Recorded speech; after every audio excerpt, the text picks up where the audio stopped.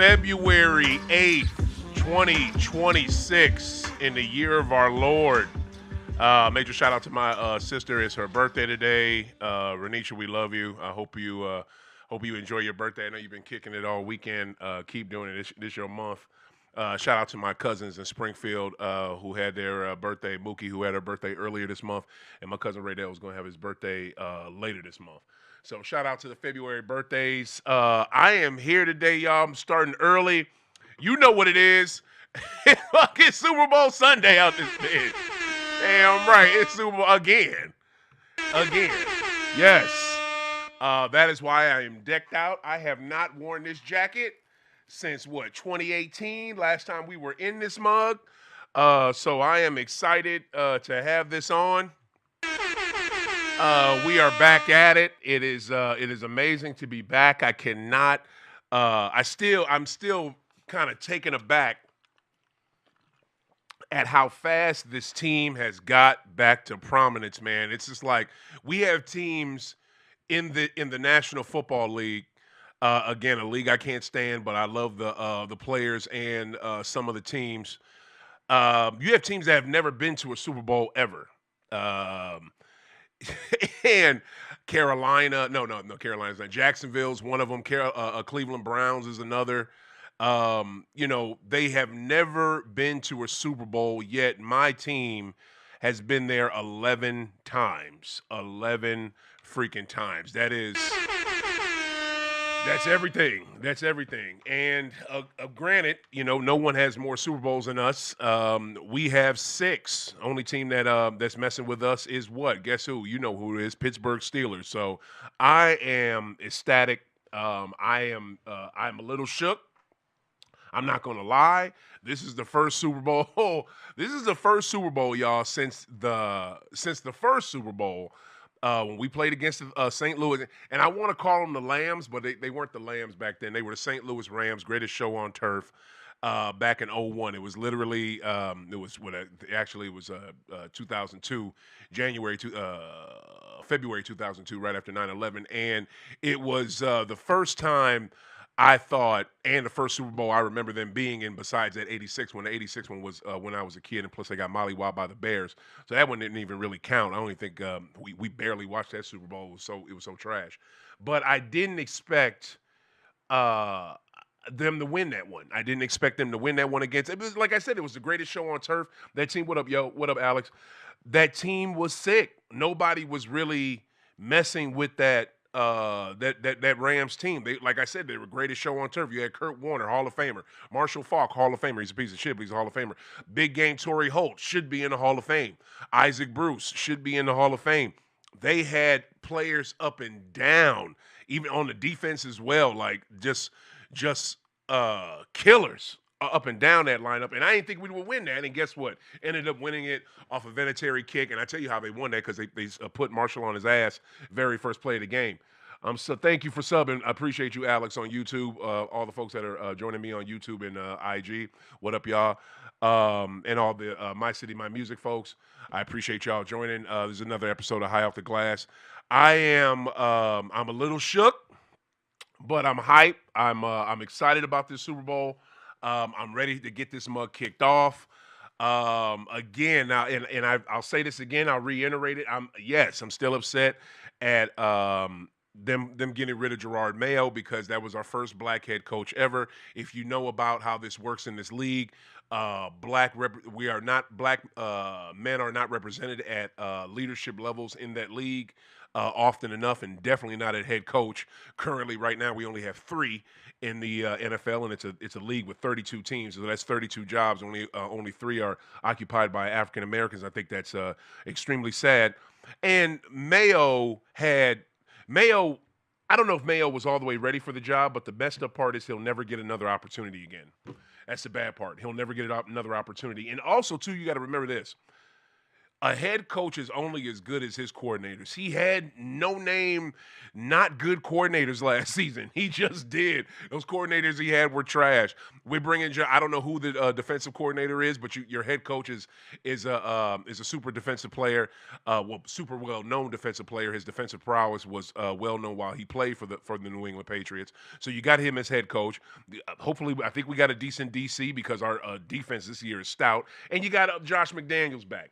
Josh McDaniels, that's all he does is get together a outstanding offense. And when you have a quarterback you had it first with Goat, and then we got it with this guy Drake May. Drake May is cold. I mean, not only does he have a cannon, and a boy can throw the ball almost anywhere on the court, he can on the field, he can run. He can run and take off. That's what I love about dude. That's what I love about Drake. Drake is outstanding. So Vrabel is set up. He's set up for he was set up for, I don't want to say just victory, but he was set up to win. Bad bitches. I'm right on. What's up, bad bitches? Somebody on YouTube. But it's just, man, I again, I'm not super confident. Every other Super Bowl besides the first one and this one, I was confident. Even in the ones where we played the Giants, when we played the Giants twice, and especially that perfect season. That perfect season, we had no business losing that Super Bowl. It was almost in the cards for it. And this is why I have some type of hope in this one, right? Almost every time New England isn't favored. No, every time New England, and you know what? Almost every time, because I know they weren't favored against the Bears in '86. We know they weren't. But almost every time New England isn't favored, the other team is favored, they come out and win. That's happened in several Super Bowls. First one against the Rams. I think against might have been the first time we played Seattle. They were favored. We beat them. What is it? Atlanta. I'm not sure. Atlanta might have been slight favorites. I'm not all the way sure, but they had to do some amazing comebacks just to win that one. Against the Rams, when we played the Rams the second time, I think we were favored in that one. But the ones that we were not favored in, they end up winning. So that's why I'm confident and I am happy today because I think they can actually do something. And I'm looking forward to seeing my boys. I haven't seen them on this level since the last time they were in the Super Bowl against the Rams, and you definitely can call that team the Lambs. Y'all can say that was a boring Super Bowl. I don't give a shit. It was dope to me.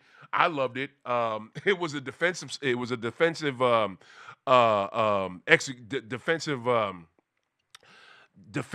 minded game. Like no one could score on offense. It almost like when us against Denver in the AFC Championship game. It was a defensive. What's the word I'm looking for? What is it in hockey when it's like none of the teams can score and the goalies are just kicking ass, and what is that called? Defensive what?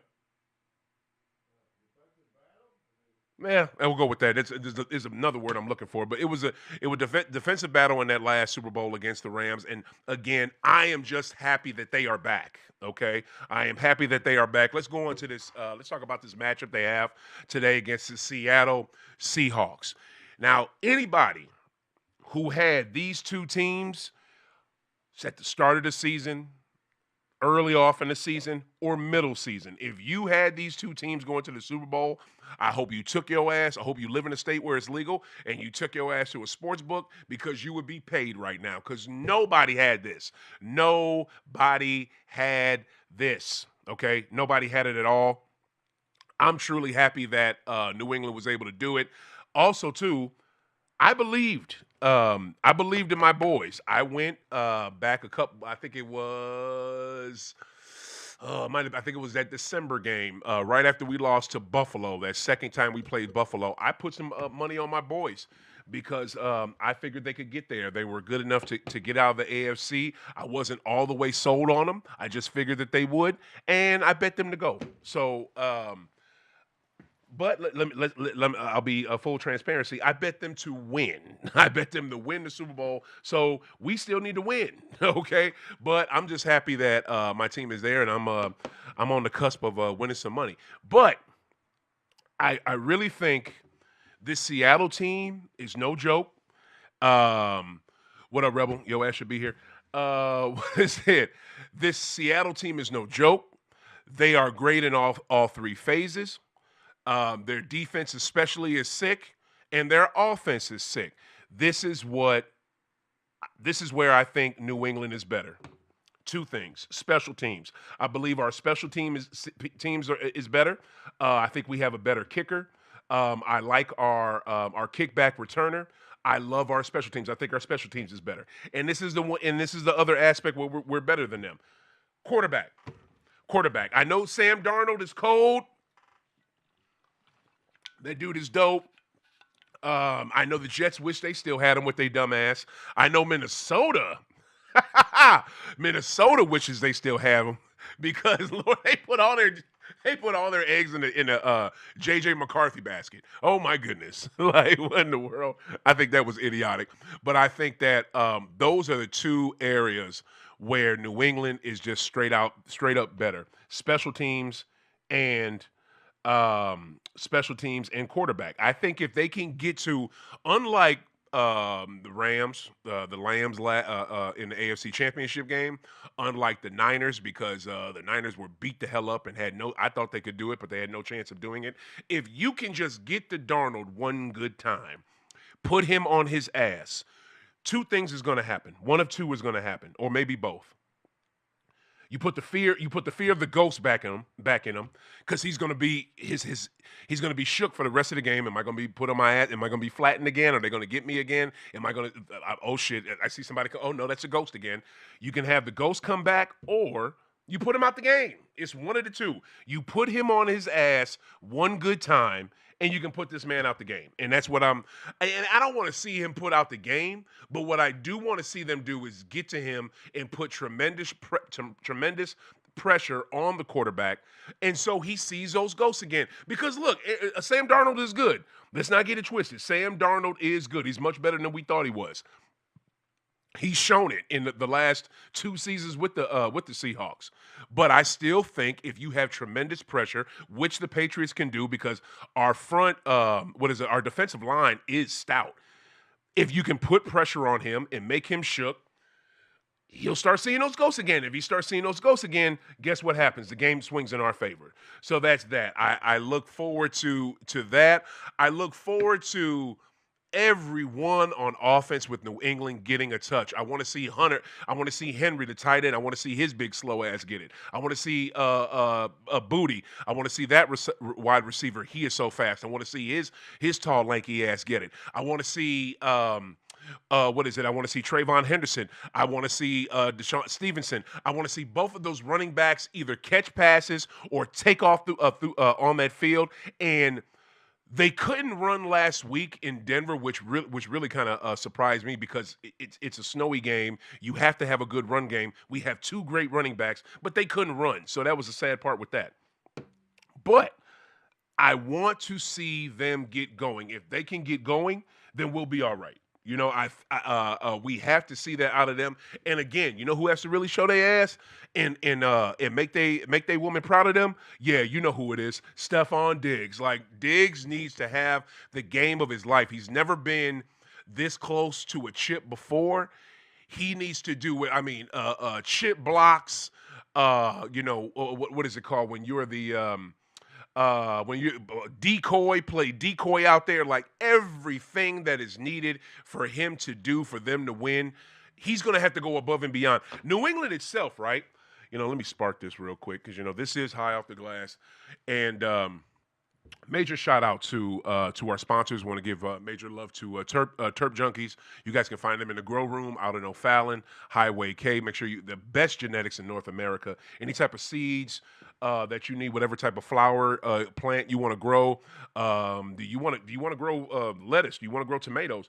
Do you want to grow what is it? Do-si-do marijuana? Do you want to grow what is it? Blue Dream? Go out there. He'll get you together. Also, too, Cola Lounge. Major shout out to the proprietor there, B. My boy Brennan. You need to get at me. What happened to you, bro? You're supposed to holler at me. And check out Cola Lounge. It's the only cannabis lounge in the St. Louis metro area, city and county that I know and respect. There's been a whole lot of imitators that have come and gone, and that place is still there. So make sure you guys check them out right on Cherokee Street, Cola Lounge. So I just I just New England, for them to do anything that they want to do to win this game, they've got to go off. They've got to go completely off.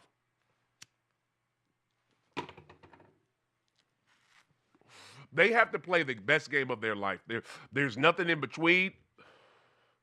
There's there's nothing in between. There's no like, oh, we kind of did it. Or with I will take a loss, right, with New England.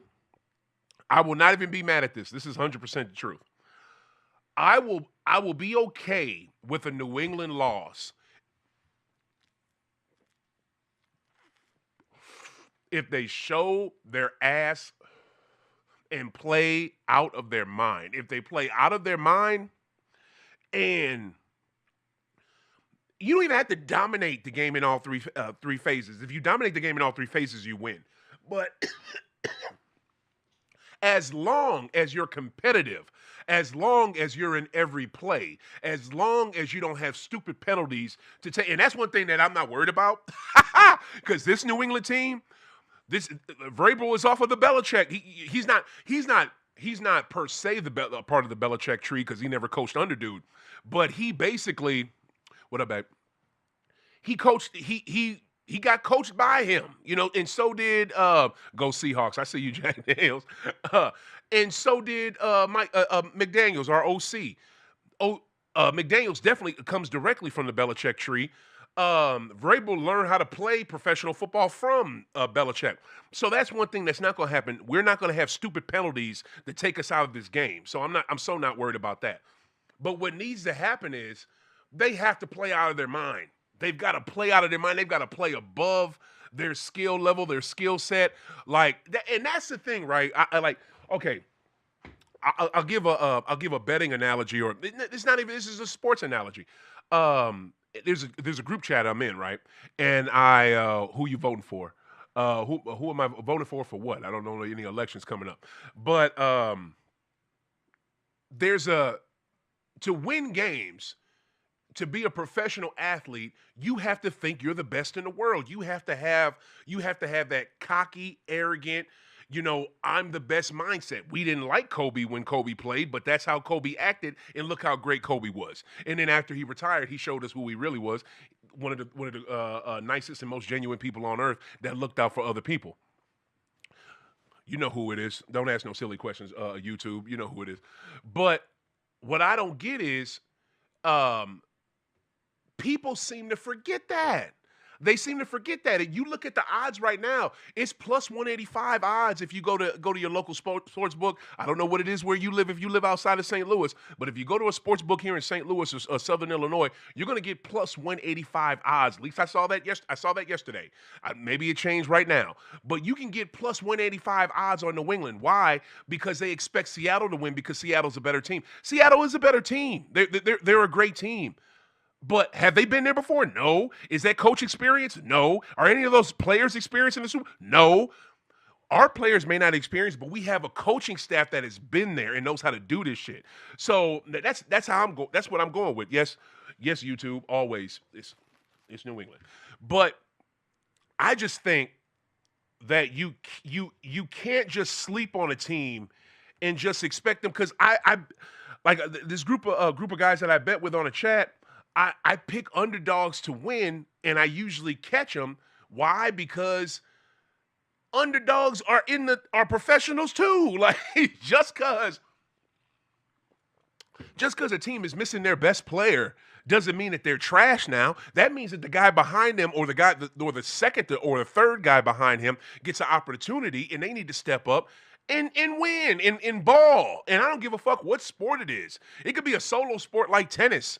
If you get that opportunity to play in a big game that you've never played in before, you need the ball. You need to step up and you need to kick ass. If you do, you'll win. So that's another part of it. Just because a team is better or favored for whatever odd reason, that does not mean that other team can't. Like almost Vegas sports betting. Those what is it? Circa, DraftKings, FanDuel, Bet360, and all the old school ones that are in Vegas. They're all billionaires, multi billion-dollar companies. Why? Because the upsets usually win. You know what I'm saying? And the public takes what do they take? They take the favorite team. And guess what? Guess what? Don't get me wrong. The favorite team wins a lot. They win a lot. But I'm just saying. This is professional sports. Anything can happen. Anything can happen. So I don't see New England. New England will have a problem in this game. I don't even see New England, promise you this, right? I don't even see New England having a problem in this game if they get down 2 scores. Now, if they get down 14 points, it'll be tough, right? But that Patriot mindset, the reason why they got 6 chips right now, okay, the reason why, and it's the same owner that brought him to prominence. Bought the team in '94. Guess what? One of the only teams. There's one other team besides him. I ain't gonna say what that team is, but he's the only owner. One other owner besides him that didn't need any type of public money. Didn't need any money from the state of Massachusetts or the city of Boston to get his stadium built. Gillette Stadium. That's Robert Kraft. But you got the Hunts that have to run across the fucking border to Kansas, and they're worth $36 billion, but can't afford their own stadium. Yep. And dumbass Kansas is like, come on, we desperate. We'll take it. We haven't had sex in a long time. We need sports sex. Like Kansas is so they are what is it called? What's it called when you don't have sex? What's it called, Just? So 40-year-old virgin. There it is. They're 40-year-old virgin, right? You know what I'm saying? Y'all know the official word. I can't think of it right now. They're 40-year-old virgin. They have never had sports sex ever. Kansas wants to have the only sports sex they ever have is college. They never fucked a pro. They want to fuck a pro. I get it, Kansas, but you're screwing yourself and you're letting that billion-dollar owner get away with some shit. Like it's stupid. That's what I'm screaming. Just like they have none. So like, dude, they're willing to bend over and give a billionaire owner that don't need it all these subsidies, all these, you know what I'm saying, just to, you know what I'm saying? It's so stupid. Like I can't stand the shit. But my team owner Kraft did not do that. But Kraft's got some other shit that's wrong with him too. But I don't see this team panicking. I don't see this team, even if they fall behind, being shook. I don't see that from New England at all. The bad part is I don't see that from Seattle neither. I don't see it from Seattle neither, y'all. Like Seattle is good enough to just hang the fuck in there. You know what I'm saying? Like Seattle is good. Like that's what they did against the Rams. One of the I should have said Lambs. That and Rams, and they had the damn regular season MVP, and he was an MVP for a reason. Like Stafford was cold-blooded the entire season. They were able to hang in there and beat him twice, beat that team twice. Seattle, and if you go back, and I did this too. I did this probably right before the NFC Championship game. I looked at every regular season game of the Seahawks this season. It's a lot of low-scoring wins. Like 3 points, 4 points, 7 points. They didn't blow people out. They just kept winning. You know what I mean? So that means that the games were close that they were in, and they found a way to get it done at the end. They found a way, and almost damn near every game they won because they didn't hardly blow out nobody. So I just, again, like I said,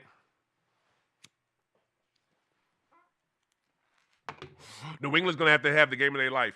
They're going to have this current Patriot team. They're going to have to probably play better than the Super Bowl teams that have won it. That have won it previously, the Patriot teams that have won it and they were kicking ass for the first 20 years of this millennium, they're going to have to play either just as good as them, if not better, to win this game. That's how it is. So, you know, we got New England all day. If they lose, I get it. That's why I did not put a lot of bets out there because I can see them losing, but I can 100% see them winning. I can see them winning as well. So there we go. That's y'all see who I got. That's who I got. All right, moving on. All right. Roger Goodell had his press conference, Super Bowl press conference this week, like it being Super Bowl week. He does this every year, and they just answer. He answers random questions that reporters throw at him about the state of the NFL and what the league is doing, going to do, has been doing. What about this? What about that? The great thing to me, what the funniest thing to me was how shook, not shook, but just Maria Taylor, right? Just sitting there next to him, just looking like, oh my, why am I? She looked like she'd rather be anywhere but right there. And I feel you, Maria, because good goodness, the questions he was dodging and bullshit answers he was giving, like, and it's he didn't do that for all, right? But he did that for some. And Maria looked like, and a major shout out to Maria. That sister's holding it down. Seahawks are going to be a problem. You ain't lying. You ain't lying. What is it? Dinosaur Wood? What? Dinosaur Wood on YouTube. Yeah. Seahawks ain't no joke. I'm not.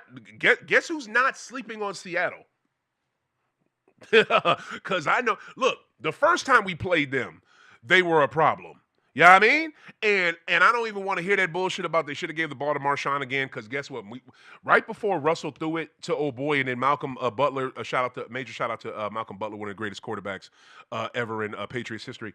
When he intercepted that ball, we stopped Marshawn on the 2-yard line right before that. I think it was on the 2 or the 3. We stopped him right before that. NFL does not love the Patriots. I don't know what you've been paying attention to, bro. They hate us. I don't know what they hate Kraft. Have you not watched the news recently and seen that our owner and most winningest coach ever in the NFL, neither one of them got accepted to the Hall of Fame, and the NFL runs the Pro Football Hall of Fame, even though they say they don't, but they do. You got to pay attention. But we stopped them right before that. NFL would never let Beast Mode be MVP. You know what? And I heard that argument back then. Beast Mode, they didn't want Marshawn to be MVP. They could have won the game and still gave it to Russell. They still could have done that. So I don't believe that. I don't believe that either because they could have won the game and gave it to Russell. But we stopped Marshawn right before that. So I'm not worried about it. But this Seattle team, this one right here, I think this one, their offense is better. I'm damn sure not going to say the defense is better on this Seahawks team, but it's good. But I think the offense is way better. And I didn't mention it earlier, but Jackson, JMB. Okay, wait, no, JB. What's the superstar wideout with the African name? That brother is Jackson is a problem. Okay, he is a problem. It's Smith. Okay, he he is a problem. I worry about that dude. He can hopefully. I think it's who's our I forget that tight end we have. I think his name is Gonzalez. Hopefully Gonzalez can hang with dude. And that's like one of the best corners we have. And throw out what's the name of that the best wide receiver y'all got? Throw his name out there so I can say it right. I just hope that corner can stay with dude. Like that's all I worry about because you let him go off. He's the best wideout they have. JSN, there it is, JSN. He is ridiculously nice, and I worry about dude. So just hopefully our corner can stay with him, and we will be okay. But that dude, and I don't. Kenneth Walker, they're running. They got a great run game too. I'm not. Trust me, I'm not sleeping on that. But I think our run defense is tops in one of the tops in the league for a reason. All right, so to get back to Goodell's press conference, the thing that I thought was the funniest with it is how fast he ran. Besides that, Maria Taylor wanted to be anywhere else but there. Is how fast he ran away. Because here's it, right? They would ask him questions like in-depth questions about team ownership and stadiums and this type of stuff, and even in player questions that were questions that were controversial. But the one he ran away from like Usain Bolt was that Epstein question. When they asked him about Steve Tisch, the owner of the Giants, who is in the damn, if the Patriots can hold, said, yeah, exactly. You know it, right on Dinosaur Wood. That Epstein question about Steve Tisch, the owner of the Giants, being no, uh, uh, former, I think he was a former owner of the Giants. Steve Tisch being in the Epstein files, he darted away from because I thought he was going to give like some type of answer and like talk it out a little bit. This, that, and third. He didn't talk out shit. He said, "Yeah, but we're dealing with it." He moved his head to the next reporter so fast. Roger, you shook ass bitch. Like, oh my goodness. But this is the thing, right? I don't blame Roger Goodell for too much of anything that happens in that league. The only thing you can really blame him on are players, player disciplines because, he kind of sets that. And if you notice, he hasn't had any egregious player disciplines in years because I think he's sick of getting blasted for it. But if he has to lay down a bad one and in us the public we don't like it or people who have common sense and empathy don't like it, then he'll do it because he's a puppet of the owners. Like everything that league does is controlled by the governors that own those teams. He doesn't say or do shit. This isn't like David Stern with the damn with the NBA in the when he was running it. And Adam Silver, I think Silver damn sure doesn't have as much power as Stern has, but he still kind of has power in that league. But Goodell has no power at all. It is all those governors. They run every fucking thing. So I don't blame him for too much of nothing. But I want to see every and I'm not just talking about NFL, NBA, MLB, MLS, NFL owner, governor that is in those Epstein files. I want their name exposed. I want to know what the hell they did. I want them to be doxxed.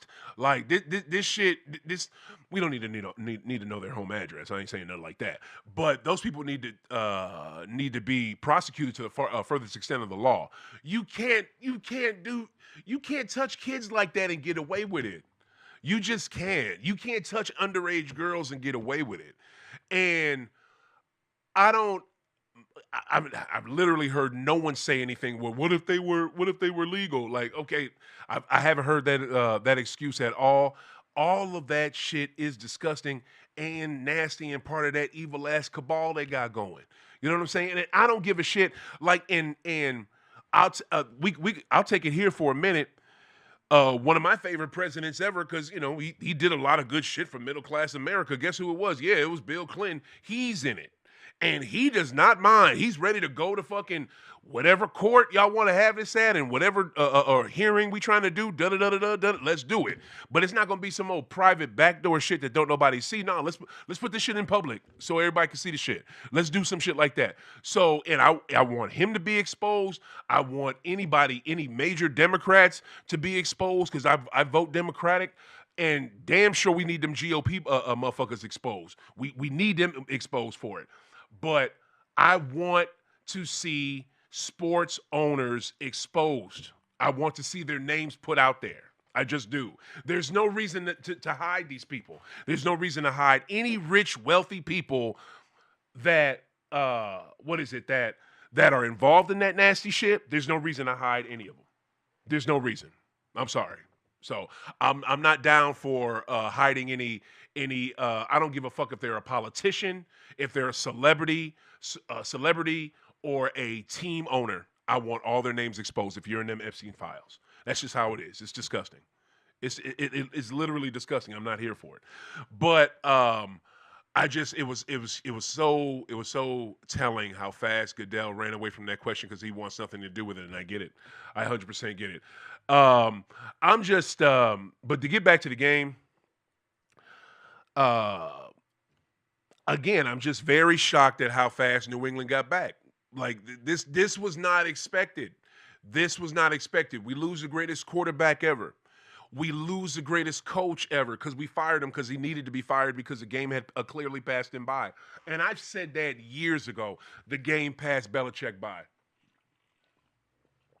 I called this one show, right, back on Mad Dog Sports Radio when I used to listen to it a couple years ago. And this is 23. I called this show. It was hosted by Adam Shine. Just a really kind of just a corporate stooge, type of a dude. You know what I'm saying?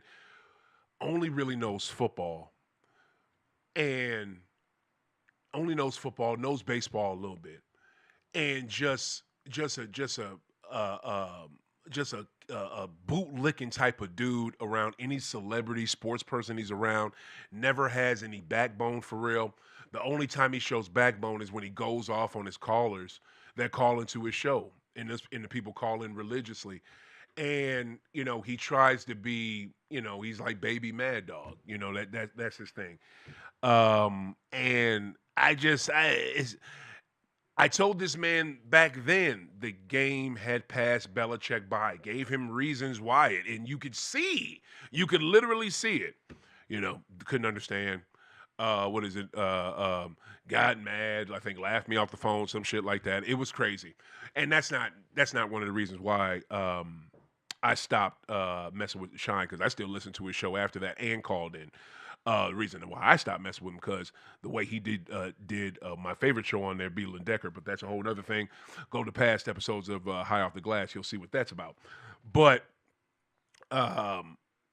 this we lose a coach, we lose a quarterback. We don't have anything significant. We draft and we get a high draft pick, and Drake fall from North Carolina, UNC in the house. Isn't that funny that the coach that used to coach us is at Chapel Hill, UNC, and the quarterback that used to play for them is now with us in New England? That's kind of funny, right? That's ironic. That's sports ironic. Regular ironic. That's just kind of But it makes you go But yes, we had nothing. Had our first black head coach. Extremely happy about that. Season didn't go well. Coach said some things that you shouldn't say about your quarterback out loud. Like I said, probably wasn't ready to be a head coach. But also too, that's all first year head coach type shit. That Mayo did when Mayo was the coach of my team. It wasn't anything egregious that he did. I think that the worst thing he did was what he said about Drake May, and I just mentioned that. But I don't think it was anything else that was that you could what are you doing? It was what is he saying? It was nothing controversial. So I think if he would have had second, third year, he would have got better. Obviously, no coach is that good in their first year, and not even Vrabel, because Vrabel became a head coach in Tennessee. I don't know what his first record was. What his first year his record was with him. First year he was with them, but I mean they didn't go to the playoffs, so they weren't that good. But he got better, and that team got better. But I'm just shocked at how fast they got back, and also too with the defense. New England hasn't allowed a 100-yard running back all season. Like no back has gotten 100 yards against them all season. That's incredible. That's incredible. That's something you have to think about.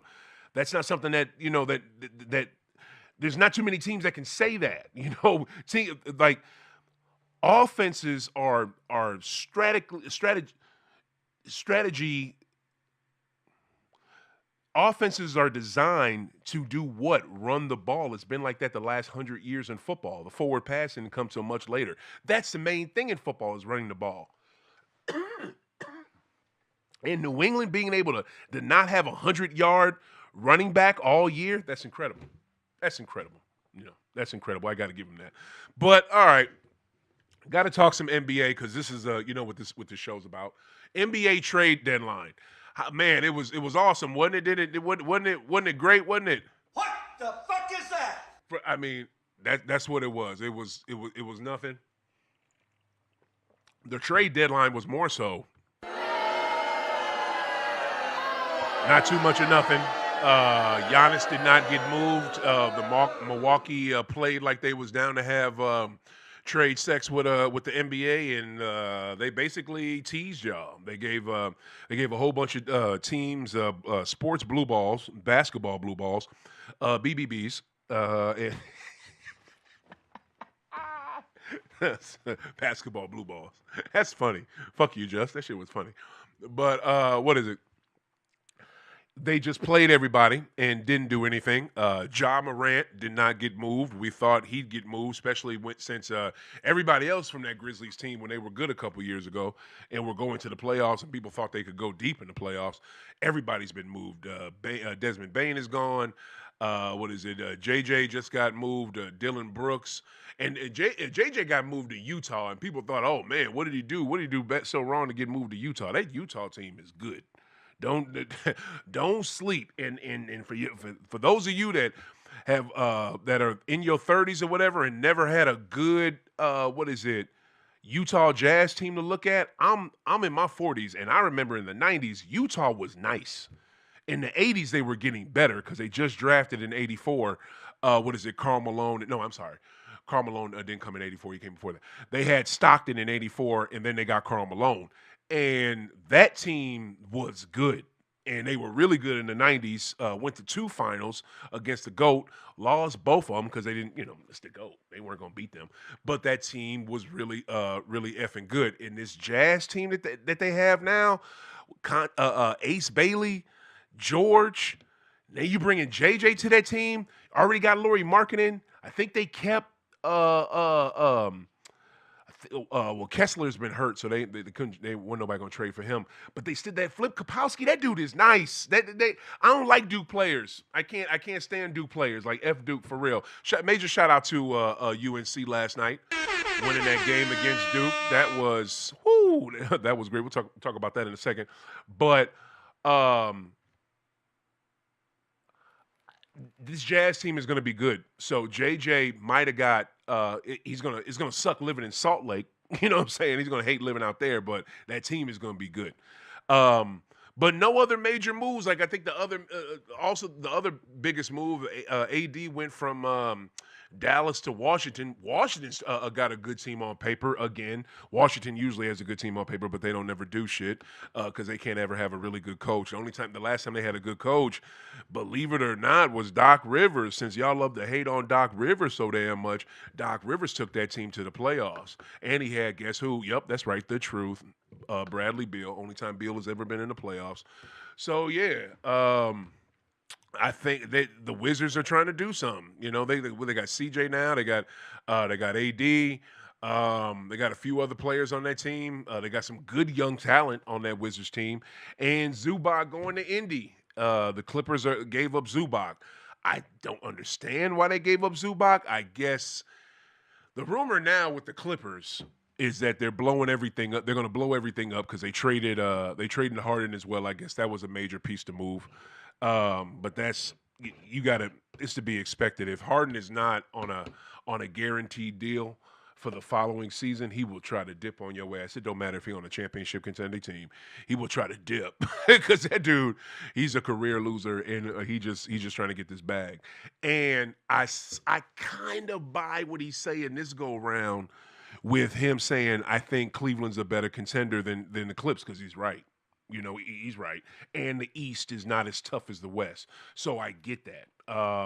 Him talking about I'm worried about my legacy and all this other shit. I don't know about that. But maybe if he's serious, he really, really wants to win, maybe he's legit about that. So maybe that's something that's honest in his mind. Like he is worried about his legacy because he sees an opportunity this year to win and with that Cleveland team. And I'm not gonna lie, that Cleveland team is good. Like we don't trust them because they've lost to subpar teams this year. We talked about it on this show how they will not cover the spread. They're good for blowing leads. But here recently, Cleveland's starting to get it together. And they finally got from under that Darius Garland thing, like the Garland and Mitchell team. Whose team is it? Can these two play together? Unfortunately, due to injury, they couldn't because Garland is dealing with that turf toe for a good Seems like 2.5 years. That man's been dealing with that, so it sucks for him because Darius Garland is nice. Saw him back in 23. Went to go see the Celtics in Cleveland. So yeah, so Cleveland's going to be better with Harden. Can Harden step up in the playoffs? That's always it with him. Can he step up in the playoffs? He never steps up in the playoffs, and he'll have good games in the playoffs in the earlier part of this the series. But when he gets to that game 6, game 7, he ain't nowhere to be found. He ain't nowhere to be found. So that's how it is with dudes. So we got to see about that. I think Zubac going to Indy is going to be great for them. Indy, them making that type of move, um, they really know how much they miss Miles Turner with Miles leaving them and going to Milwaukee. They know they really need a good big.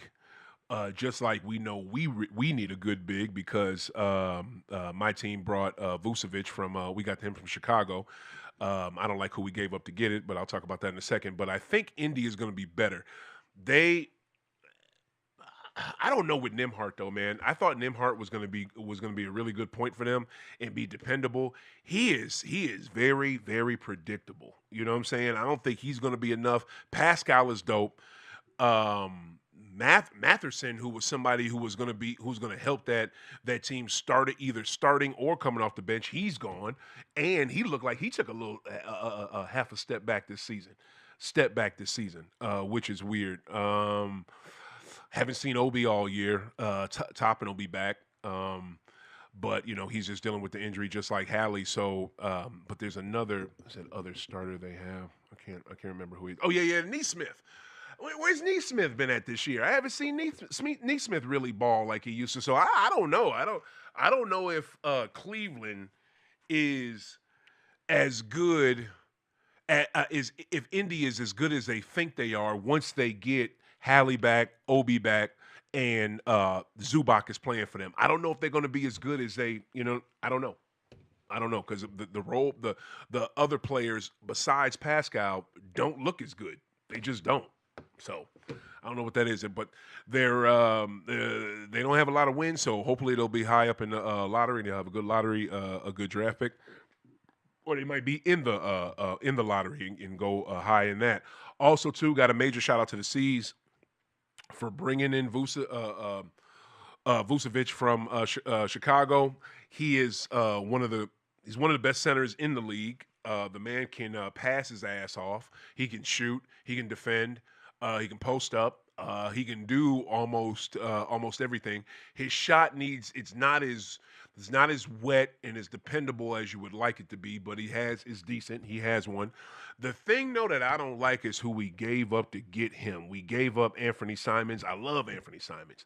I think he was great for us coming off the bench and giving us being another Derek White. You know what I'm saying? Being how Derek White was when he first got here. We need potent scoring off the bench, and gave up Simmons to get that. And I don't really like that. We still got Jordan Walsh. We still got those young players. You got Hugo Gonzalez. You got what's my guy? Luca Garza. Shout out to Luca Garza's dad too, because when I saw him in Indy, I told Garza how good he was. His dad was beaming. I said this before on the show. I'll say it again, ear to ear. So major shout out to Luca Garza and to his dad. But I I just wish we still had a major. Anthony Simons is a major scorer. That dude is a starter in the NBA on 30 effing teams. He's a starter. With us, we're so deep and we're so good. He's a bench player. You know what I'm saying? But we would need him to play some starter until JT gets back, and JT's probably not coming back until next season, which makes perfect sense. You know what I'm saying? I hope he doesn't come back till next season. We for real don't even need him. Could we use him? Yes. But do we need him? No, we don't need him this season. I think the Celtics can go deep without him. I don't think they can win without him. I really don't. But they can definitely go deep in the playoffs. Maybe even make it to the finals without him. You never know. But I just without having that starter coming off our bench for us that guaranteed, you know, 15, 20 points with Simons and that dude can shoot the three and he can go to the cup. I don't know. I'm worried about it. But we got what we needed. When you lose shit, three people, three guys that were our starting centers last season in the championship season. When you lose three of them, which we did, you had to replace it. And I don't know what's up. I'm saying this personally because I'm saying this because it needs to be said. I don't know what's going on. I love Nemus Cato. I think Nemus is excellent. I love his game, but he has regressed to half a step. He doesn't look as he doesn't look as raw as he used to look, but he doesn't look as hungry as used to look, and he looks a little softer now. Like last season before that, when he barely got clock, he was in there looking like a effing bulldog. He does not look like that now. He looks kind of soft. You know what I'm saying? Like shit, I don't get it. You know what I'm saying? I really don't get it. But we that's why they brought him in. I'm glad Vucevic is there. He looked great with us the other night. I hope we're playing the Knicks right now. I have no idea what the score is. Let me see if my phone will tell me. And we got our ass whooped by the Knicks. Fuck, 101, 111 to 89. And I tell you, the fucked up part is the Celtics were down damn near the whole game to these people, and when I was listening to it on the radio, going to church and then coming here, they didn't get it they couldn't get it lower than 7. They couldn't get the lead lower than 7. Like it's sad how fat New York was keeping that lead on them.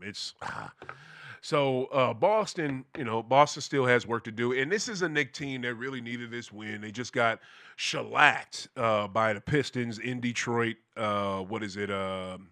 I think that was Friday night, so they really needed this win, and they got it.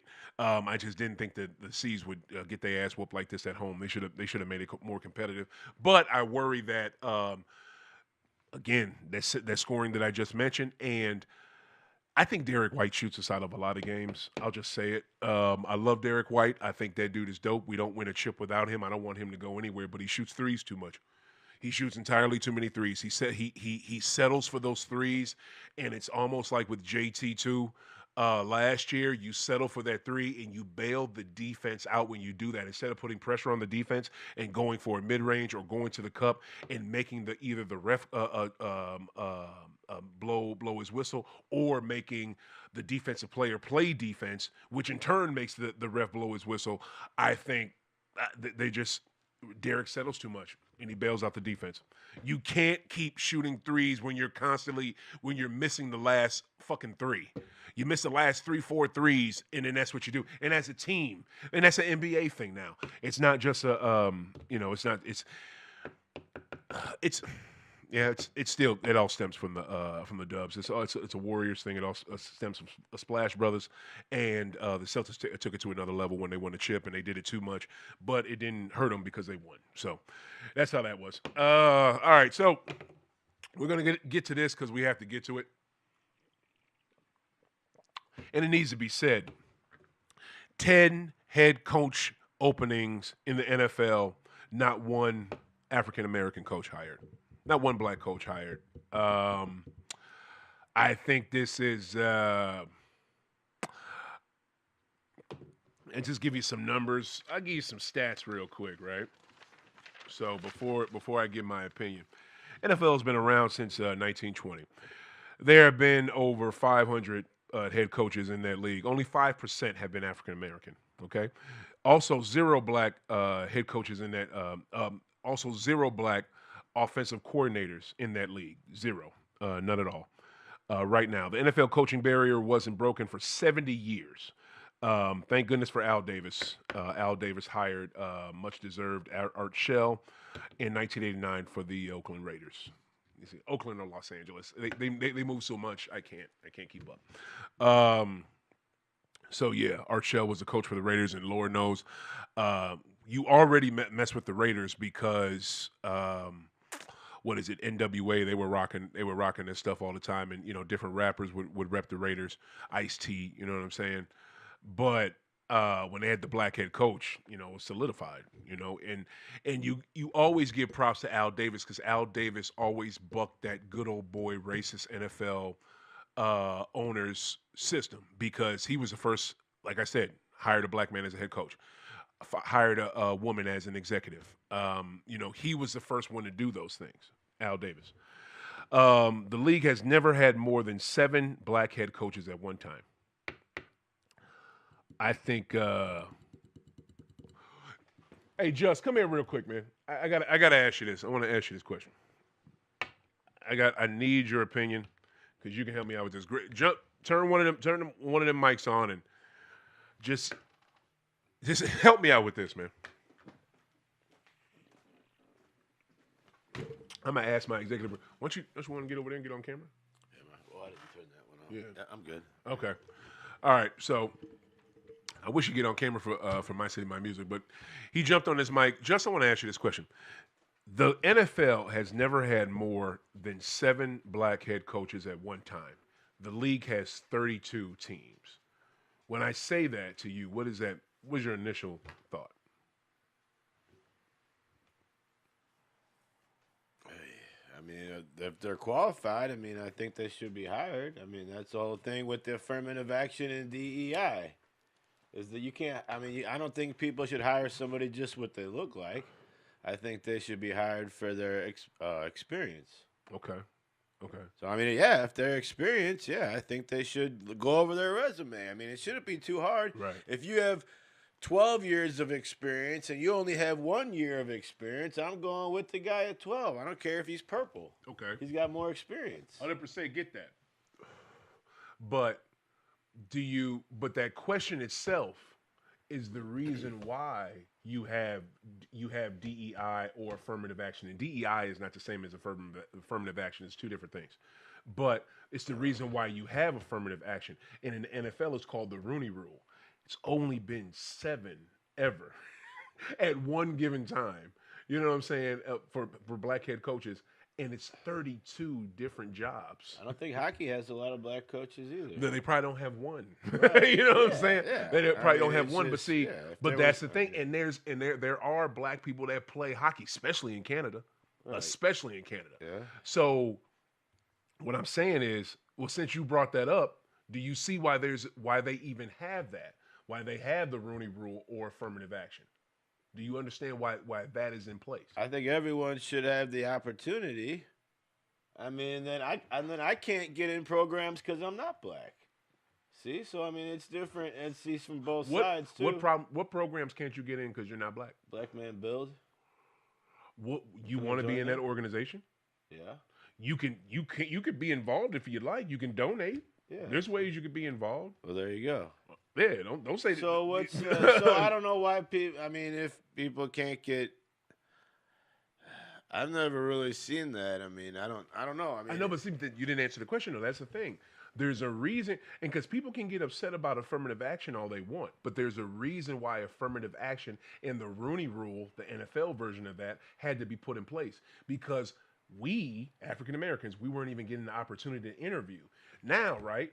With affirmative action, that's what it does. You get more. You have to have interviewed more and hired more. Okay, if you're qualified, yeah, of exactly, course. Yeah, exactly. Right. But before we were qualified and weren't even getting the opportunity. 70 years since there was a black person as a head coach. Now there was also history seems to forget this brother. His name was Fritz Pollard. Fritz Pollard, right, was the first head coach. In basketball, in football, but Fritz Pollard. It was before it was the NFL. It was when it was like the AFM or the AFC. It was like before it was the modern day NFL. Fritz Pollard was the first brother. He was so good. His rookie, I think it was like his rookie or second year, he was the head coach of the team because he was that good. He was a head coach and star player. He was a quarterback. You know what I'm saying? So he deserved it. Exactly. He was he was the first one. But what I'm saying is that the reason why you have the rule, because you probably didn't know what the Rooney Rule is, that's what it is. You have to interview such and such, and we talked about this a couple weeks on the show too, and one of the guests got upset about it. Marvin, who's a football aficionado, women are attached to the Rooney Rule. So you have to interview such and such women, such and such people of color to, satisfy the Rooney Rule to make sure everyone is getting an opportunity. But the fucked up part is black people still aren't getting hired. So like to So me, they're not qualified or what? They're just well, looked over? you tell me because the people that got hired are no name coaches that weren't known and their qualifications weren't the best. But right now, currently, you know how many head coaches you have in the NFL? You said 7? Three. 3. There's three right now. The most was 7 at one time ever. There's only 3 right now. When I say there's only 3 right now, what do you think about that? Are their teams doing good? Say what? Are their teams doing good? What do you mean? What do you mean? The head coaches, the 3 head coaches, are their teams doing good? Are they doing a good job? I mean, I don't know. I don't really follow football. One's doing great in Houston. What is it? The other one, Todd Bowles, barely missed the playoffs, and he's close to being fired. And then the other one is not doing good, but he's his first year, so he's never coached. This is his first year being the head coach. So you give him another year or two. So he's only been a coach for 1 year, his first year? Uh-huh. So you think he was qualified for the position over somebody with 12 years of experience? Well, how do you know he didn't have? He had a good amount of experience. He was a coordinator for the Lions, who were one of the best teams in the NFL, not just the NFC, for the last 4 years, and took them to a NFC Championship game. Also, too, he's really good, and he played for the Jets. A team that he's a player now. He's a coach. Football experience, just not coaching experience. I think you should go by overall football. He was a defensive. My bad, I didn't say this part. He was a defensive. I didn't tell you this. He was a defensive coordinator for the Lions for the last 4 years when they were really good. He made that defense top in the league. That's why the Lions have been so good. That's why he got the job. That's pretty much like in a defensive and offensive coordinators are kind of like assistant coaches. Exactly. Pretty much. But in NFL it's serious because offensive coordinator, you deal with the scoring. Defense, you deal with stopping them. Right. That's specific. They got one job. Yeah. Yeah, and assistant coaches in the NBA, they have that too, but it doesn't have that title. Yeah. But it's just, to me, you don't see a problem. Honestly, I don't think race should be actually even included on a resume. That should not even be an option. I hear you, but I'm trying to keep it specific to like this current thing in the NFL.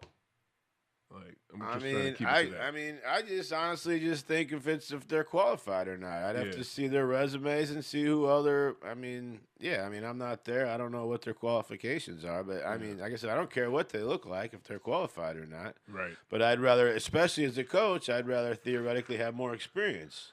Not because somebody looks different, I'm not going to hire them. And this is the thing, and I appreciate you answering that because my opinion, I want some experience. That's why you're here. You've done radio with another station. Your experience. You come here. You know what you're doing.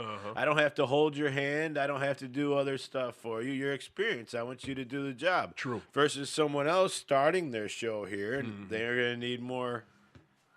But that's the whole point. Just this is the thing that you're missing. These guys that just got hired, they don't have a tremendous amount of experience. So someone is going to have to hold their hand, and they're just getting the opportunity, it seems like, because they look like the guy who owns the team. That's it. That's the problem. Well, there's probably a lot of nepotism that goes on. There you go. Then that's another part. I now, believe in that. Racism is the main part, right? But that's another part of it. It's nepotism. Of course. My kid knows such and such, or my guy knows such and such. That's even bigger than racism. It's you just get in because you're already in there. Exactly, because you know such and such. Dollars, give you a couple, slide under the table deals or whatever they're doing. Whatever. With coaching, maybe not so much, but play that's something else. But what I'm saying is just. It's you. I coached at this place, and I was a coordinator here. And my guys that I work with was this guy. So when I get my head coaching job, I'm going to hire this guy because I already work with him. Of course. I get that, but you can't when it's time for the head coach to be hired. You can hire that black assistant. Like for instance, right? You talk about people that's qualified. This is a guy named Byron Leftwich, right? He was offensive coordinator for the Tampa Bay Buccaneers. Guess when he was doing that? When they won the championship, when they had Tom Brady. They had the GOAT, okay?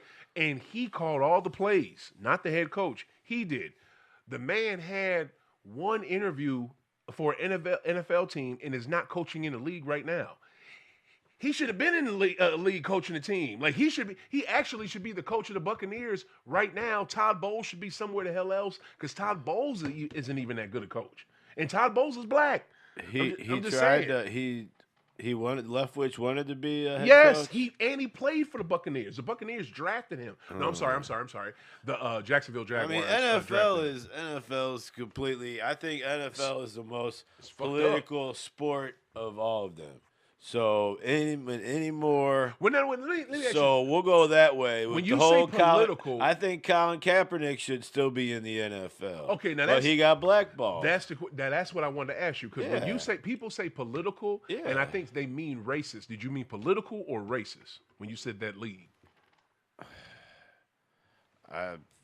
I'd say political first, racist second, but they're both involved for sure. Okay, because if they don't leech, if you didn't watch my interview with Elliot Davis yesterday, and he was talking about it, and the prosecuting attorney and the big people in the great state of Missouri, the governors and whatever, when our governor got fired for doing stuff he's not supposed to. Oh, yes, sir. And then what was it Eric Gretchen's or something? Greitens, Yeah. We'll, it's a whole different. We'll save that for next episode. But we got to throw his name out there. I had a reporter here that's been in St. Louis for a long time, and basically what we'll call them the powers that be, the people in suits, whoever they are.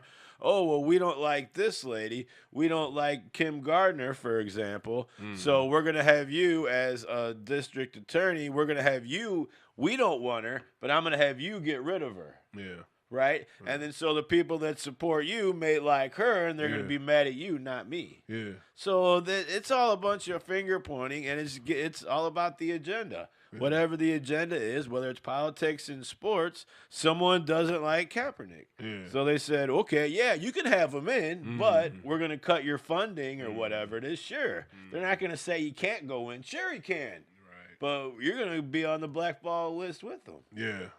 I mean, same with Michael Vick. Well, should he have been absolved? I mean, after his dogfight or whatever, was he blackballed back from the league? Did he want to go back in? I mean, for example, he got back in, but it took a long time. Brett Favre, does he deserve the Hall of Fame for what he did? God, no. He could be a great quarterback, but a shitty person.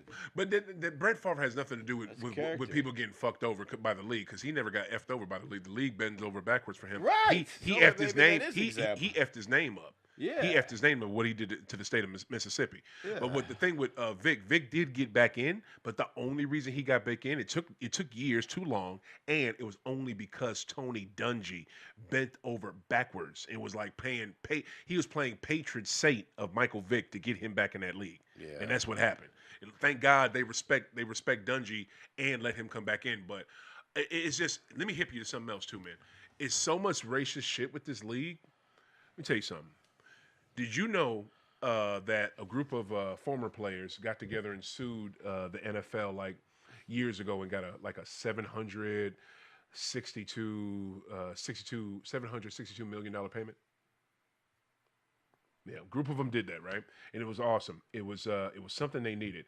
First off, but the bad part is they got lowballed because that money wasn't enough. Those players deserved at least about $2-3 billion. Okay.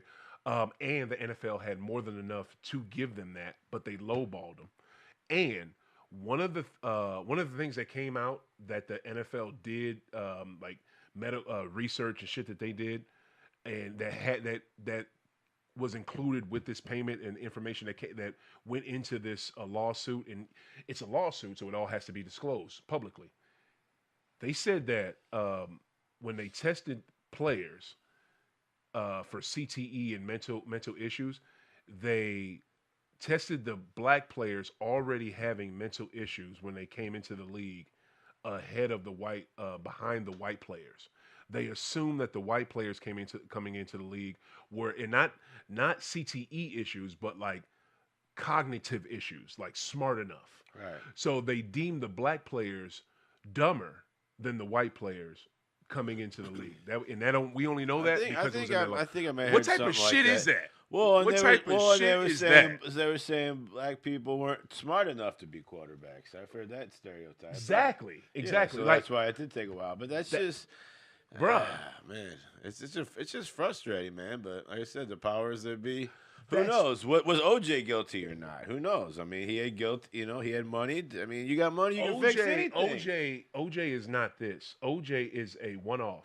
That is not something that happens all the time. You know what I'm saying? Yeah. There's not too many former NFL players that just run up and kill two people. You know what I mean? Allegedly. Yeah. So, but anyway, so shit. Right, but he had money, so he fixed the problem. But I mean, the thing is, the systematic racist system that the NFL abides by is a problem. There's no representation of any other race. I don't think there's any other owner that's not Caucasian that is a governor of that team, of those teams, and of a team in that league. You know, it's so many different things, and you can't. Now you have black executives in the NFL, but those are slim to none. And even less are the head coaches. It's just, it's a huge problem. And for there to be 10 openings this offseason, so maybe it's fucked up. So what they need then is basically a non-biased third-party hiring board. That's supposed to be what the I said non-biased third party. That will never happen. But that's true because so you give me a stack of resumes. We got 10 jobs. Yeah. We got 100 resumes. Yeah. Okay, so I'm looking at all these. Yeah. Okay, here's my top 10 on paper coaches. Yeah. Right? I'm not even. We crossed the whole race thing out. So I'm sifting through 100 resumes for 10 jobs. Then I'm just looking. If I'm a third party, I don't even really know who these coaches are. I'm just a statistician, or I'm looking at numbers on the job. Yeah. Any discrepancies or any negative remarks? Here's my yes pile, my no pile, and my maybe pile. Mm-hmm. I get through that quickly, non-biased, and then you sit there with maybe a panel, and then here's my top 10. Maybe you can do 2 different people and compare them. I mean, that would be theoretically the only honest way to do it. Okay. But I don't think that could never happen. Here's the thing. The funny part about world. that's a great idea you said. And you know what the funny part is? They do some form of that now. The way they do it is it's in analytics. And analytics is what you know what I'm saying? They do a form of that now with analytics. And if they're not smart enough to do that, if you don't think they're smart enough to do that to find their head coaches, then those executives, the GMs are doing something effing wrong. I think they are, right? But the problem is why it will never happen is you can't tell somebody who to hire. You can't, you know what I'm saying? This is my team. I own this. This is my business. I own this. Well, you're not going to tell me who to hire. I'm going to be basically I'm going to be a scout, I guess. You'd have to do a coach scout. Yeah. So, you can't tell my team, of course, I'm going to hire who I want. Here, owner, here's my list of potential candidates that I filtered through. There you go. And that's listed in order of experience. Exactly.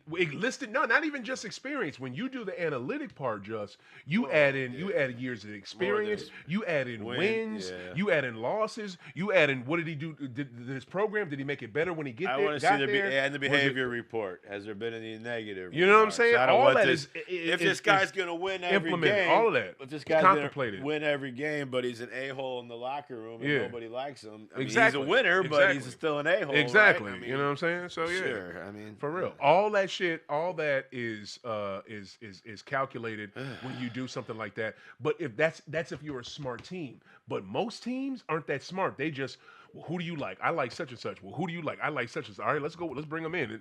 Let's just hire them. My cousin's applying for a job. Let's get him on. It's bullshit. But then here's the fucked up part. We still got to let's find some women and some people of color we can interview real quick so we satisfy this quota. Yeah, so we meet that fucking quota. So that they don't all right, thanks, got it. All right, bye. So fucked up. And then the fucked up part is those people that are coming in for those interviews know black men, women, and people of color that are coming in for said interviews that are maybe for coordinator jobs, assistant coordinators, or specialists doing whatever it is in the organization. They know that those are just bullshit Rooney Rule interviews. It's bullshit. It's fucking bullshit. So that's supposed to fix the problem. So how do you fix the problem in reality? I think you fix the problem in reality it- by owners stop being so fucking racist and falling a victim to nepotism and the good old boys club and start thinking outside the box because you're like you look at a team like Baltimore, the guy they brought in, he is not gonna have any type of you it's common fucking sense, man. Like it's the same thing in hockey. What's the majority of people that play hockey? White dudes. Who are the coaches in hockey? White dudes. It makes sense. They played the game, they know it. The majority of people who are in the NFL, they're black men. Who should coach them? Black men that have played. Always an advocate in the NBA, and the NBA knows what's up because that's what they have. Most of the guys who coach in the NBA are ex-players and/or black men because they know it and they can relate to their players and they know what their players are going through on and off the court, on and off the court, on and off the field. How is this random ass dude that just got hired with the fucking Ravens going to know what the fuck is going on with Lamar Jackson or that cornerback's life that you barely know? Then he's got some real shit. You ain't gonna give a fuck, and/or not even about having to relate to him on that level. Just will you give a shit? And do you know the game enough? Because you don't have that experience that you were talking about. I just, man, I think those teams do themselves a disservice and just literally on some lazy. It's either this just laziness, racist, or nepotism. It's one of the three.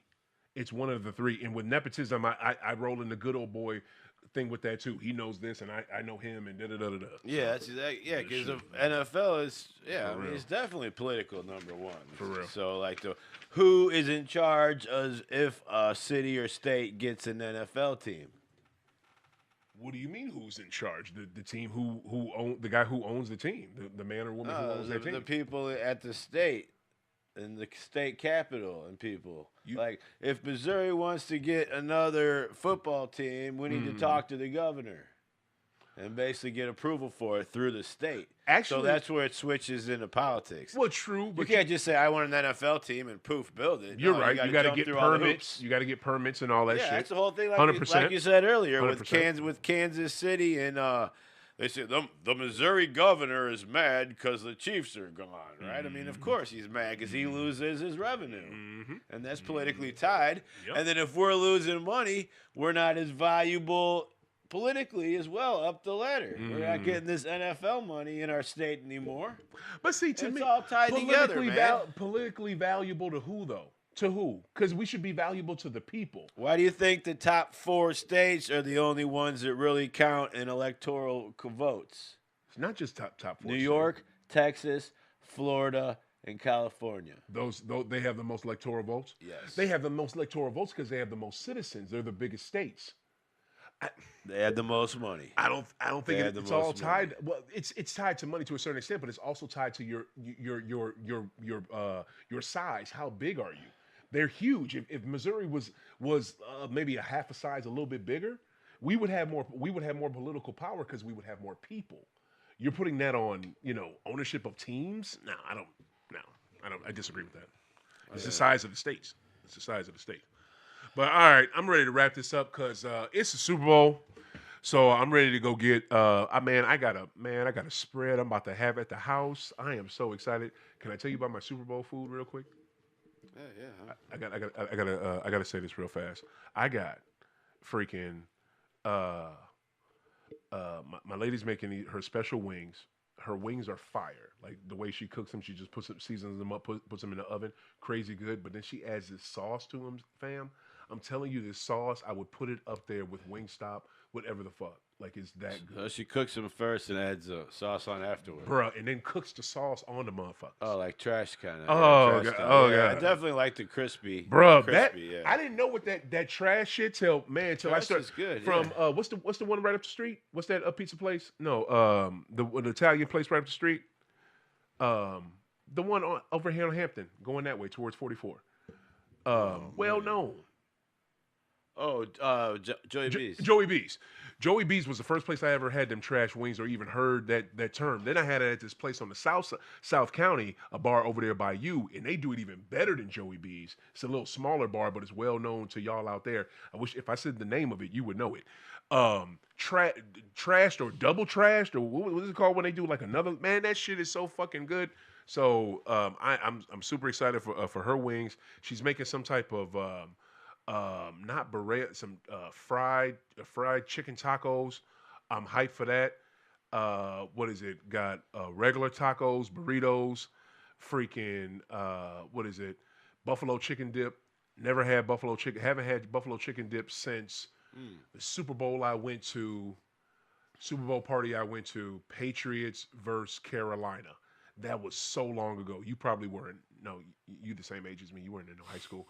But that was like '02, shit, '03.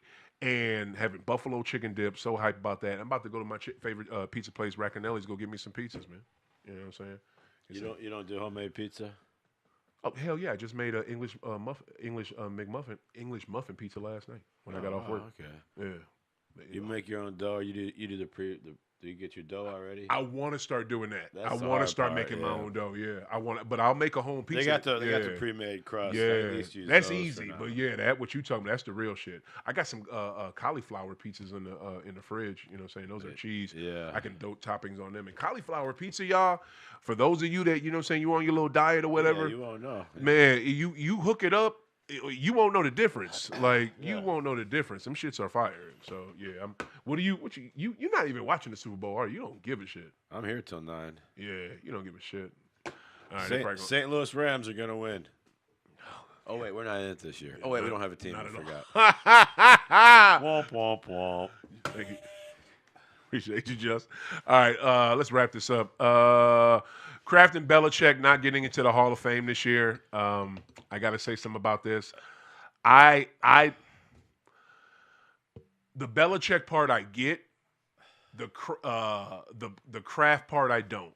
I don't like it for Kraft because Kraft has been eligible for 14 fucking years. When was the massage incident? The massage incident don't have nothing to do with this shit. That's not why he got in. That's the only reason you know Bob Kraft. Yes. It's because of the massage incident. You don't know him for shit else. Does he make sliced cheese?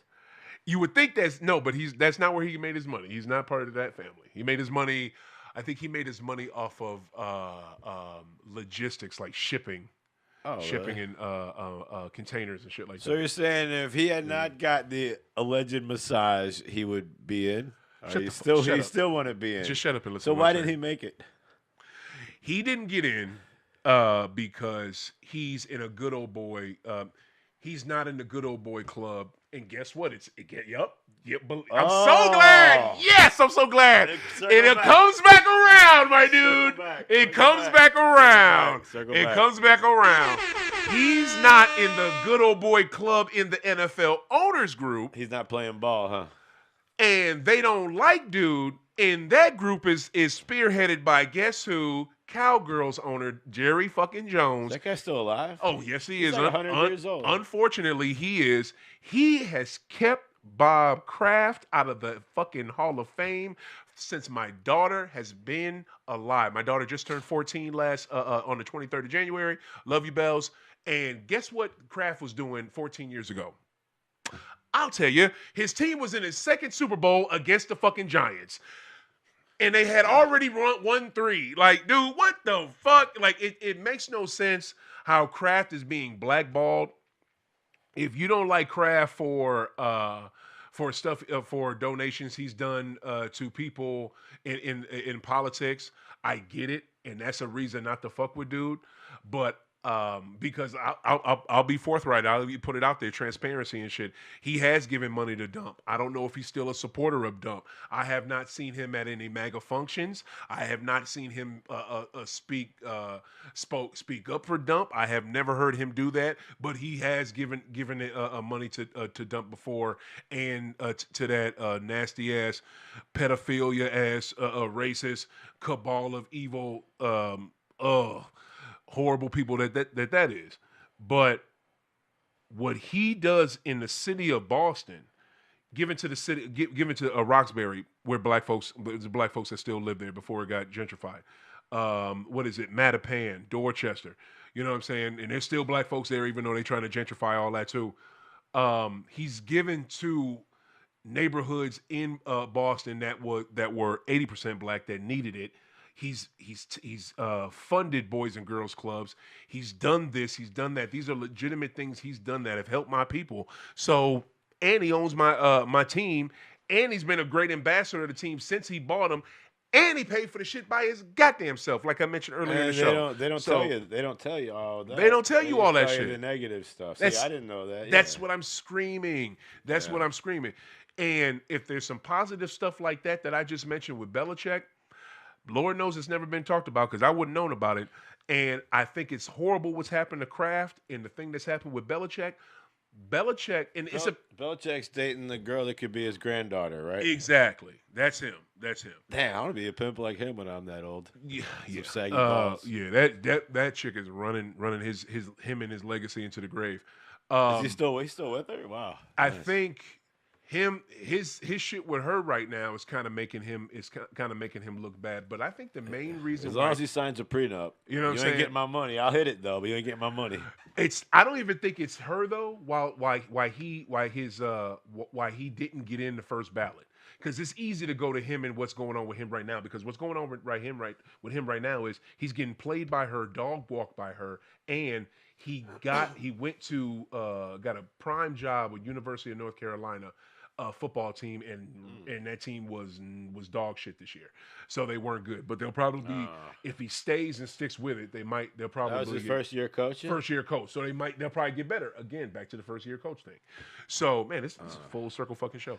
So I think the main reason he didn't get in because Belichick was an asshole with reporters. He was an asshole. He had no personality at all, and he was a dick to them. And Yep, all that. And he would fleece, and I'd say fleece NFL teams, meaning GMs. He would throw because he was the GM and coach for us and shit. He would throw deals out, and how he could do these deals and catch shit. He would catch deals on other teams. Flip picks that they would give us and flip them into fucking Pro Bowl players, sometimes Hall of Fame players. He would get rid of players right before it was time to get rid of them, and as soon as he got rid of them, then they were bad. But then he would also get rid of players before it was time for them to go, and that's the shit I hated. I hated that personally. But he fleeced that league for 20 years. Like he got over on almost 31 different GMs. On getting players and getting picks and all this other shit. Finessed them. He finessed the. Thank you. Great word. That's it right there. That's it right there. He finessed the fuck out that league. You know what I mean? So that is why. And those GMs and those reporters that he shit on, they have votes. You know what I'm saying? Like the owners, they have votes. You fucked over my team, Belichick. You're not getting in first ballot. You're not doing that. You know what I'm saying? So it's a good old boy system that they got. And you know what I'm saying? If you're not in that clique, they're going to play you. Now, it's going to be really interesting when GOAT's up. Because GOAT's got about 3 more years before he's eligible for the Hall of Fame. Because you have to be out of the not playing for 5 whole years. You have to be retired for 5 whole years before you're eligible. If they do him like this... Which GOAT? If they do him like this, if they do GOAT like this, if they do Mr. Brady like this, it's gonna be. I don't think anybody's gonna take the Hall of Fame serious anymore. But we shall see. We shall see. Yeah, well, he had the negative stuff too, the Deflategate or whatever, right? But that was bullshit. I remember. All bullshit. I remember hearing about that. Yeah, it was and like in 2001, they stole the Rams playbook or something. That was Belichick. Yeah, see, I remember hearing about that. Yeah, the shit like that was like the controversial shit with Belichick, like seeing other stealing teams' plays and videotaping other teams. That was all Belichick. The only thing that was on GOAT was the Deflategate thing. And guess what? The Deflategate thing. You know what? The Deflategate thing never made sense. It wasn't a big deal. 2 reasons. Number 1, he liked his ball a little softer when he grabbed it, so he could grip it more when he threw it. That's it. I think anybody would like that. Exactly. Aaron Rodgers liked his balls overinflated. for some reason. It'll be harder to catch too because it'll pop out easier. I Right? guess, If it's a you little know what I'm softer, I can absorb it more. I don't know why maybe Aaron has big ass hands. Maybe that's why he liked it overinflated. That's not a big deal. Also, too, the Colts players, because they played the Indianapolis Colts in that game, in the AFC Championship game. The Colts players themselves said, "Oh, they won't kick our ass regardless." They were leaps and bounds ahead of us. That was a quote from one of the fucking offensive linemen from that team, and other players like said the same thing, if not worse. Like that Colts team wasn't good enough. They just weren't. And I think, was it Andrew Luck? No, it might have been Peyton Manning. I think it was Peyton Manning was. It's either Luck or Manning, one of the two. And that team just wasn't good enough. So that's why the Deflategate thing never fucking matters. But if they do GOAT like this, it's gonna be something wild. It's gonna be something wild. So that's it. Major shout out to what's that shit? To UNC. They beat the Duke Blue Devils yesterday. I wish I could have made some for real money on it, but I didn't win my parlay. Broke even. Sucked. Would have won some money if my second game would have won, but who blew my second game? It was NBA. Fucking Bulls. I don't know why I thought the Bulls could beat the Nuggets. I didn't think Jamal Murray and Joker were playing. That's what it was. I thought one of them was going to be out. And if one of them was out, I think the Bulls could have beat them. But no, they had both, so nothing was happening with that.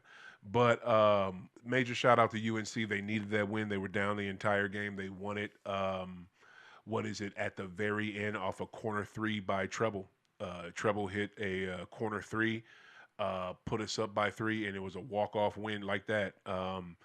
There was, literally was .4 left after the kids stormed the court. They had to get everybody off the court, and they celebrated the win, you know what I'm saying? But they got everybody back off the court, gave Duke the ball with .4 seconds left. They couldn't do shit, and game was over. So that was a huge win for UNC. I truly hope UNC can go deep in this tournament. If not, I think it's time for Hubert Davis to get the fuck up out of there. I think Hubert Davis is he's done.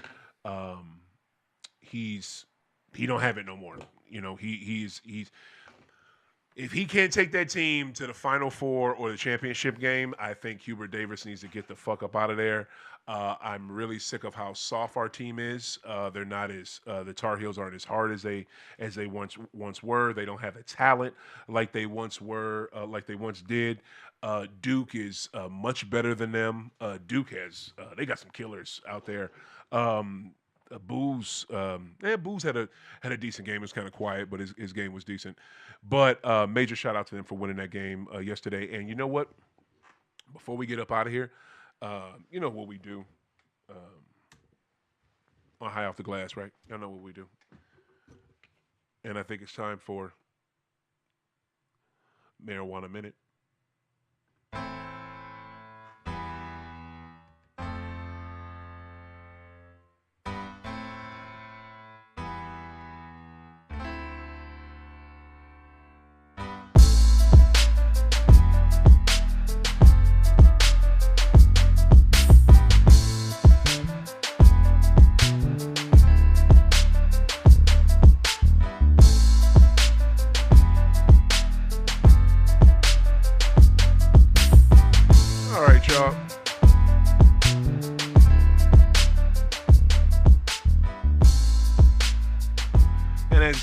As usual, major shout out to STL Cannabis Club, as you see them right there on the screen. Marijuana Minute is brought to you by Terp Junkies. Terp Junkies, the best genetics you can get in North America. Make sure you guys check them out at the Grow Room over on, Grow Room is in O'Fallon on Highway K. You can also check out the Grow Room. Check out their Facebook page, Grow Room. The Grow Room on Face bitch, you know, they right there, and check them out on IG as well. All right, our first one up.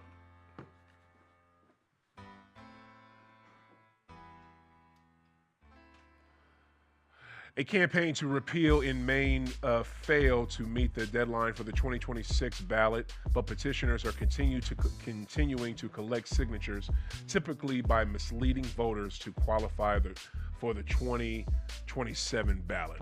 Man, this one is weird. I don't know what the hell is. We're gonna go back to that one because that one is throwing me all the way off.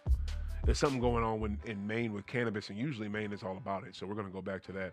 The DeSantis administration says voters won't see legalization on their ballots this year, but smart and safe Florida is challenging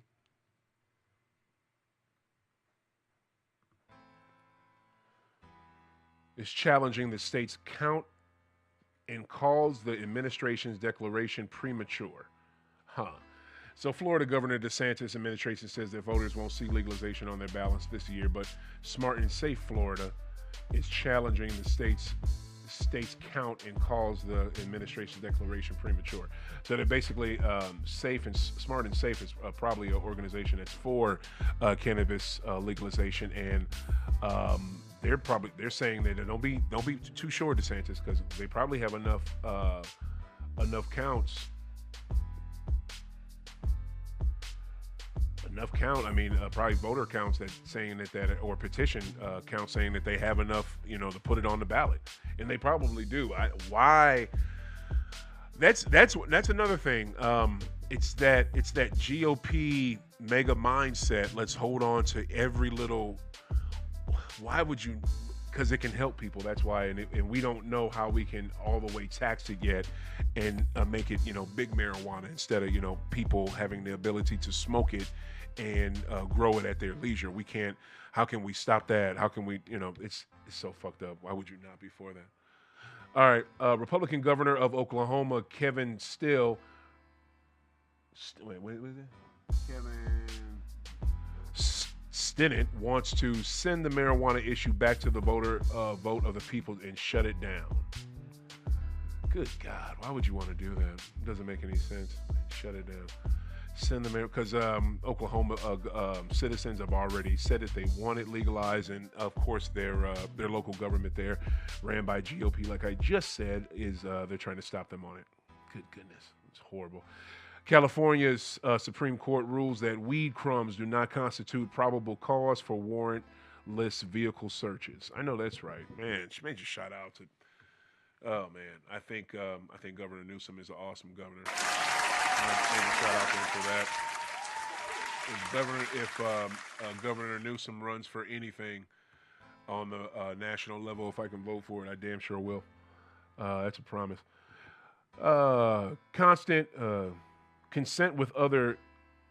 Constant with other studies, researchers found no difference in emergency room visits or developmental delays among children exposed to cannabis in utero compared to those who were not. Wow.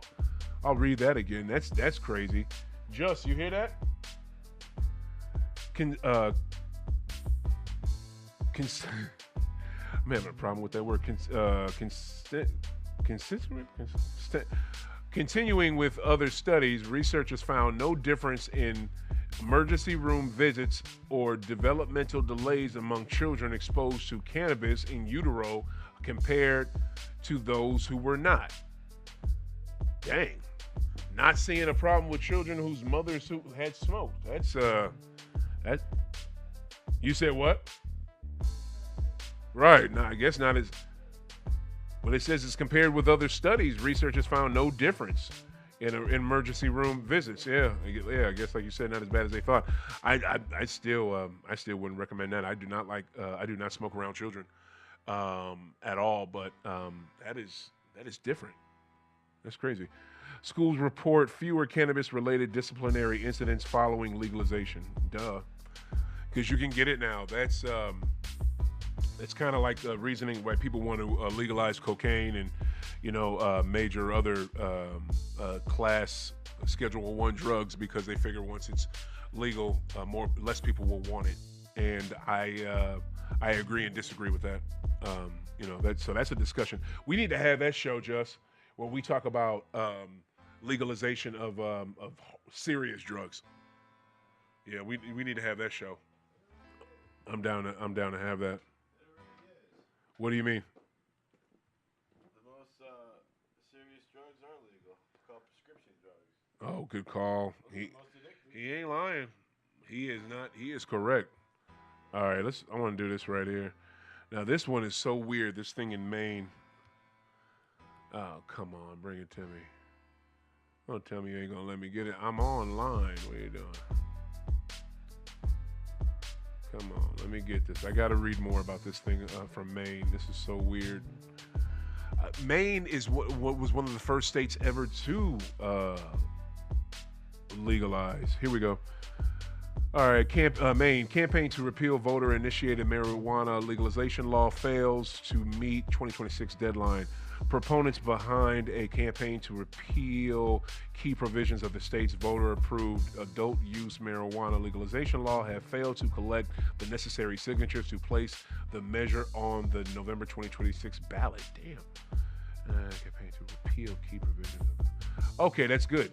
The effort, which thus far has been solely funded by out-of-state dark money from a single prohibitionist group, seeks to recriminalize the home cultivation of small amounts of cannabis and shut down the state's regulated adult-use cannabis industry. Wow. Well, I bet you I know who that is. Maine is among a number of legalization states, along with Arizona and Massachusetts. Stand up, Massachusetts, being targeted by the group. On Monday, Oklahoma Governor Kevin Stitt, who we also talked about, also announced that he'd like to see the state's voter-initiated medical cannabis access law repealed. Wow, so this is nothing but big marijuana trying to pay states to get rid of, if you've legalized it already, repeal it, take it back, because if people grow their own green, how will they buy it from us? That's all that is. Fuck them. That is all that is, and I'm so glad I read that and found it out. Yo, this is a good show, y'all. I had to get this one off. My team is in the Super Bowl. Shit, I'm excited. You know what I'm saying? My team is in the bowl. You see my fresh ass jacket. So I'm gonna be mobbing around. And I got the old school high off the glass today, bro. Had to rep that too. I am gonna be mobbing around the city right now with my jacket. And you know what the funny thing is? Me being in this city, right? I've been living here. This March will be 25 years. 20. What is it? A quarter of a century. I have been living in March. I have been living in the city of St. Louis, and I have never seen more Patriot fans than I have this football season. I've never seen this many. It's funny because when y'all had the Lambs, y'all hated us, and now I don't know what's up. A lot of y'all jumped on that KC bandwagon because they shoving KC down your throat. And I wonder how many KC fans we're gonna have here now, since KC is leaving that freaking state, which I still don't agree with. I'm not a Chiefs fan or a Rams fan, but I don't like the fact that neither one of them. The state of Missouri deserves a football team. They just do. They deserve a football team. They deserve a basketball team. Have an MLS team. You got your college sports represented. You have baseball teams. Come on. Need that. It's much deserved. But let's go. Let's have a good game. I'm down for this mug to go to overtime, like a lot of you are. Free football is always good. You know what I'm saying? A good guy I used to know, he always said that free basketball is great, and that meant the game's going into overtime, you know what I'm saying? And it is. So anytime you got a sport that's going into overtime, that is the shit, because it's, what is it? It's free. It's free football. So I want to see a good game tonight. It can be tightly contested. Look, here's the thing. I'm selfish. I'm gonna keep it a buck with you. I want the game to be close, or I want it to be a Pats blowout. That is it. Those are the only two things I would like to see. Please help educate me. That is all I have. Please help me, please. Help me, please educate is all I have. What is it? That's all I want. I want to see a Pats blowout, or I want to see a tightly contested game. And it probably won't be no Pats blowout. I seriously doubt that. The only way it's a Pats blowout is if they get to Darnold early, like I was saying, and they put him on his ass. But I don't think that's going to happen. But, keep smoking, keep hooping. Enjoy All-Star weekend next weekend. Definitely going to do All-Star weekend episode next week. Probably same bat time, same regular bat channel, 2 p.m. Man, y'all be blessed out there, man.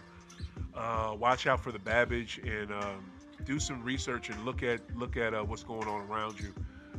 If you don't trust the news source, go to a news source you trust, but look at the news because, just because you don't see it directly in front of you, it's happening.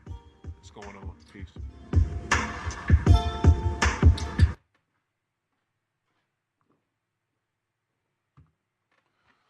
Ooh, all right, YouTube. Thank you for.